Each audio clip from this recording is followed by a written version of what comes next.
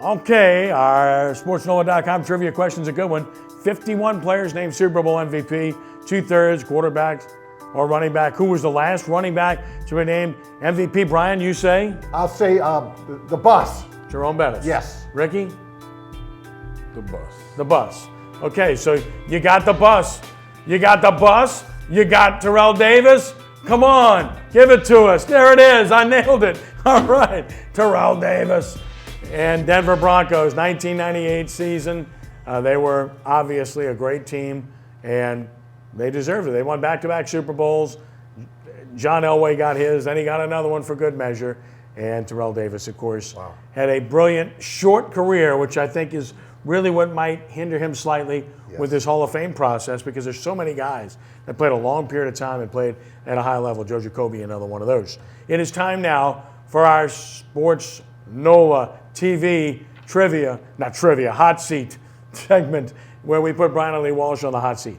And today's question is a real simple one. When should National Signing Day be for high school football players? And I say that because we are seeing what's happening. This Wednesday is signing day. It's crazy. People are flipping, changing. Pressure's enormous. It's unreal. Okay, so when should signing day be? Brian, the floor is yours. Thank you, Dr. Trahan. And this is a provocative question, as always. Well, there's a move afoot in the in the NCAA committee to move the signing period into mid-December, which I'm definitely in favor. Well, let me go back just 1 second here. I don't think there should be a signing day. Okay, I think you should be able to sign. That's my opinion.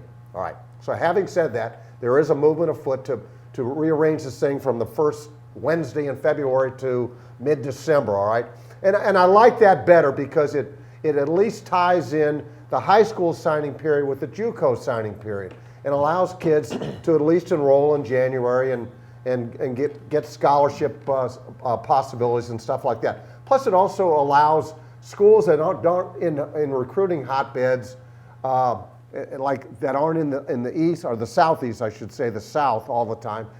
What they're talking about is allowing kids to sign or go make official visits. Let me make sure I get this right now.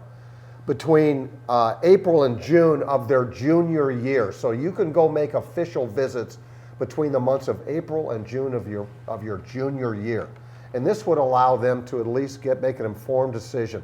If you want to make unofficial visits, you can do it also at that time too. Right now, you can't make an official visit before September 1st. So, look, it's all about the kids. And then the other thing too is if you make it in mid-December, it's going to put a lot of pressure on colleges and universities. If they want to make coaching changes, right, they're going to have to decide right away, because that could affect where kids ultimately end up going. So that might force the hand of some of these universities and colleges when it comes to making coaching changes. So, but again, my feeling is that there should not be one. But I like the idea that it's a better signing period in mid-December, because it coordinates with JUCOs and allows kids to make visits to schools as juniors. I really think that kids should be signed before the spring football start. I mean, that way, if a guy, say he's a senior, and he want to go get enrolled in school, a lot of them doing that now. They leaving their senior year after the football and stuff, and the first spring they going to play spring practice. They're going to get acclimated to the college and get into college, and so now when they go to be a freshman, they have some experience with the city and with what's going on. So I like that a little better, you know what I mean? Let a guy, his season over with, football over with, now school finna start back. Now he can go and get in class and enroll in class, because all about the kids graduating and stuff, that'll put them ahead for his graduation and for his learning the system and getting acclimated with the team and all of that. So it'll help the young guys a lot more. How many offers did you have coming out of high school? Plenty of them. I had a lot of offers. I signed with University of Miami, and I changed my mind and went to University of So Pittsburgh. you changed your mind? Yeah. How much pressure did you have during that process? I had a whole lot of pressure, but the thing and you had to wait to sign? Yeah, I mean, but if I didn't have to wait, I would have went on to University of Miami. Right, because that was your first choice. That was my first choice. Yeah. Okay.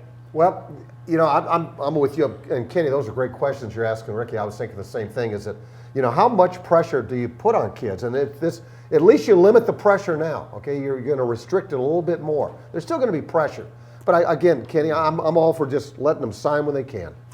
Well, Brian, I'm in total agreement with you. I think that a young man, or a young lady for that matter, in the recruiting process, but we're talking football here, a young man should be able to sign whenever he wants to. The signature is binding. Once you've signed, that's it. What does that do? Number one, it eliminates any potential wrongdoing on the back end, because the pressure from other schools, even after kids have committed, is enormous. And the outside influence is just ridiculous. It's grown incrementally each and every year. In addition to that, you've got the situation right now where you've got young men that are committing early, then they change their minds, then they change their minds again. You got the case of a basketball player who signed and then wanted to change, but too late. You sign. Now, the other thing that was addressed here, Ricky addressed it, early enrollment. It's beneficial to the young men to do so, but I don't like it.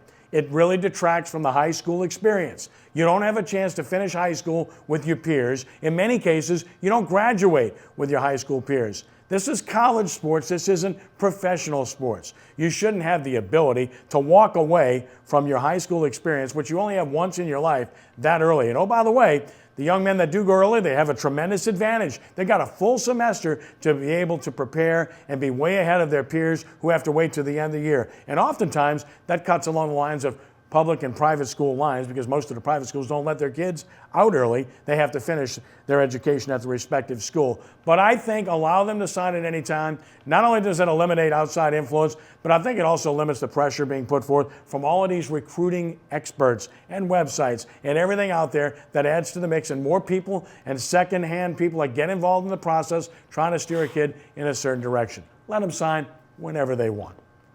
The New Orleans Pelicans and their plight when we return on sportsNOLAtv.